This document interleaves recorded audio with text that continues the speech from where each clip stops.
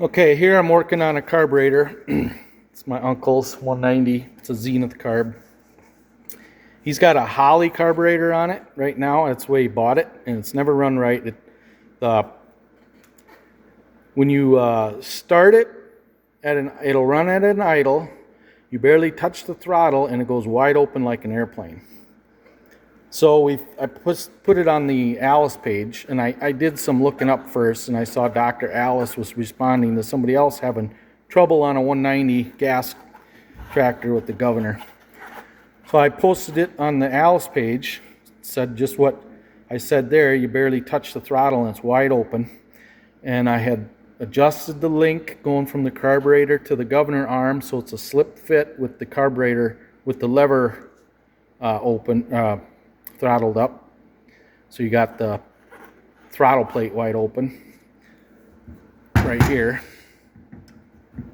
That's idle, so the throttle plate's wide open, and this governor link should be just a slip fit in the.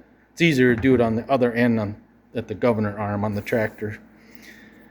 So it's a slip fit up there,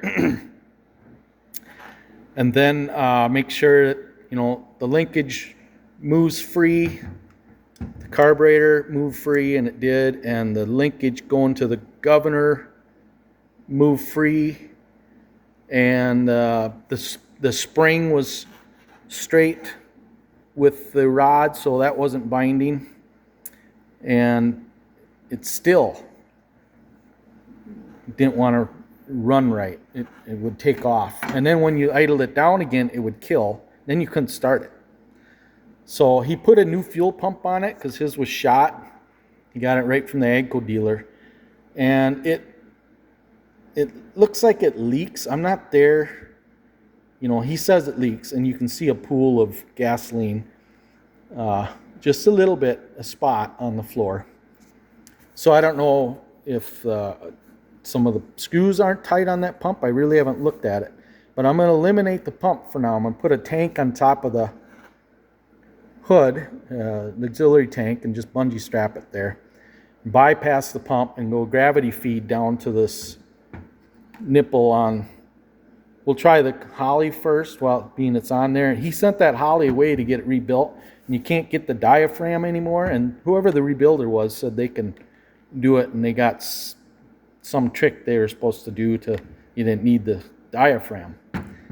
But he got it back, and I don't know. I think there's a problem with the fuel, if it's the pump. Something, because once it dies, then you can't get it started again. So, like it floods. But I'm not sure. I didn't pull a plug to see if it was wet. It's either starved out of fuel or it's flooding. It dies and you can't start it, so I think it's flooding. Hours later, you can go back and it'll start. Then one day, a few days ago, he got on it to just try it again. He took some sheet metal off so he could get to the front of the governor easier. A side sheet off. So we can, 2 bolts, take the governor cover off and get with a mechanic's mirror in there and take a look. But I've never seen one fail. Dr. Allis, I think he said he's never seen one fail. D17s and WDs, they'll fail, but 190s, D19s, they just don't fail like that. They're like the weights are coming off. So anyway, he went to start it, and it started at an idle, and he touched the throttle, and it just throttled up like normal. And he got up to about 3/4 throttle, and then he touched it again, and it just took off like an airplane, like there's no governor. So now I'm thinking there's got to be a hang-up somewhere. Then he throttled it back, and then it died, and then he couldn't start it again. So we could be looking at more than one issue here. So I'm going to bypass the fuel pump. I'll look at what's leaking. Maybe he put the fittings on. Maybe there's a fitting that's leaking on the backside of that pump that I can't remember which fitting. One comes from the tank and the other goes to the carburetor. Yeah, the line that goes to the carburetor is behind the fuel pump up against the block. Kind of hard to get in there and take a good look. But I'll deal with that later. We'll bypass the pump. Then if we have to, we're going to try. I didn't want to buy a kit for this because if that Holley works, and we don't know what's going to go on. But I didn't want to buy a kit, waste money on that just yet. Might have to just to get this carburetor in shape because it's pretty gunky. I had it in, my brother's got an ultrasonic cleaner, and I had it in there, and it cleaned it somewhat, but it's still, I mean, it's not bad. It took a lot off. I run it for 30 minutes, and then I come back a little while later and run it 30 minutes again with the heat on. But I mean, it's bad. So I got to do some more cleaning, and then maybe I'll run it in the sonic cleaner again tomorrow. But I made my own gasket, and that takes time.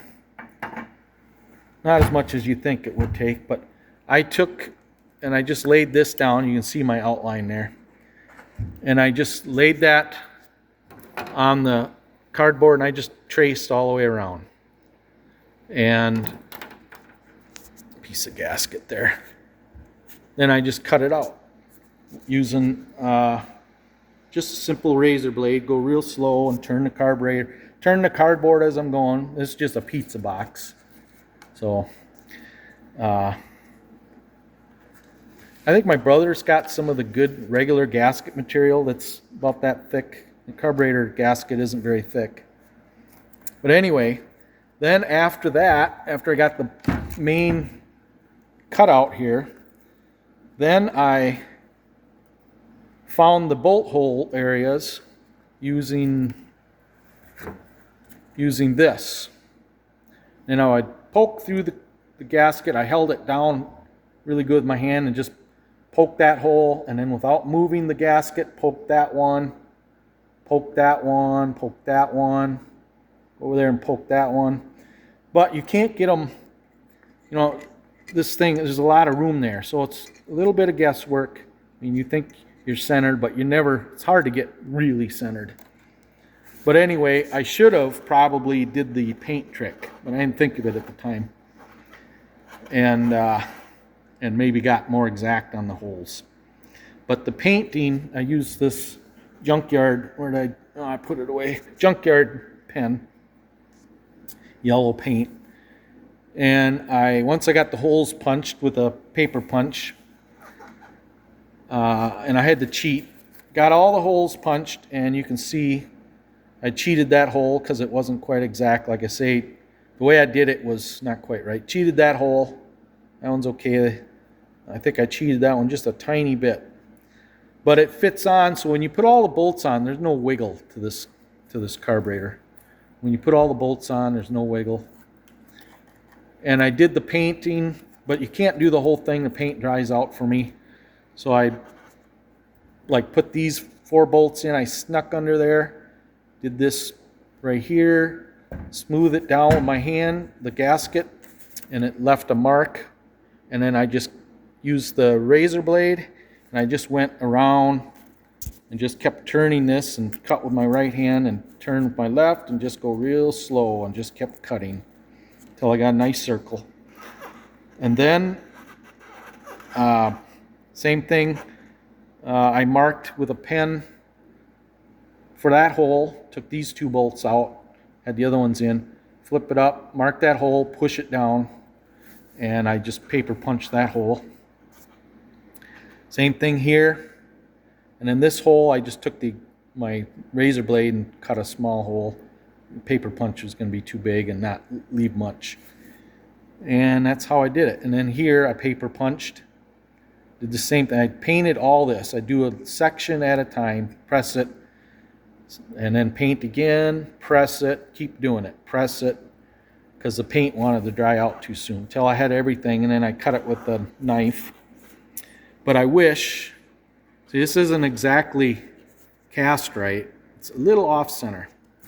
So when I did this, I should have done the holes first, and I would have realized that it's off center, and I could have adjusted. I mean, it's fine. Just, it doesn't look pretty. Like right there, that fits, but you flip it over, and the holes still fit. but it's not nice on the, see, it's thin, but that don't matter. Anyway, that's how I did it.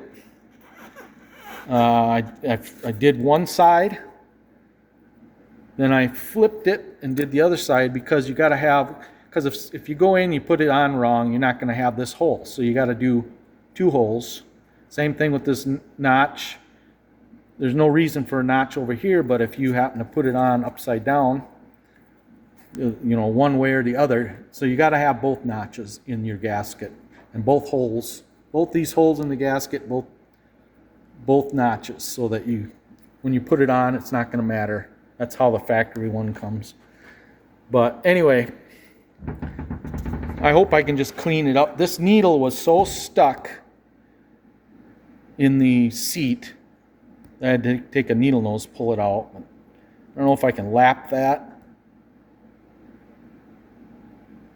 This tractor ran when he parked it, but it got a knock. I don't know I don't know why it got a knock. They're a pretty solid engine, that gas engine. I can't, hard to blow them up, but it got a knock, he said. And it is an early one. Maybe it had the early pistons in it, and they will. When I worked at the Allis dealership, we had one come in and the top of the piston broke, like at one of the ring lands. And the top of the piston didn't hurt anything, but the top of the piston got to the top of the stroke and stayed there, and the rest of the piston was going up and down with the rod. So maybe that's what happened. I don't know, because I couldn't. I don't know. Anyway, so I'm going to try this carburetor. If I can try to get it cleaned up, take it all apart further and do some real detailed cleaning. Maybe putting that ultrasonic cleaner again, and give this a try.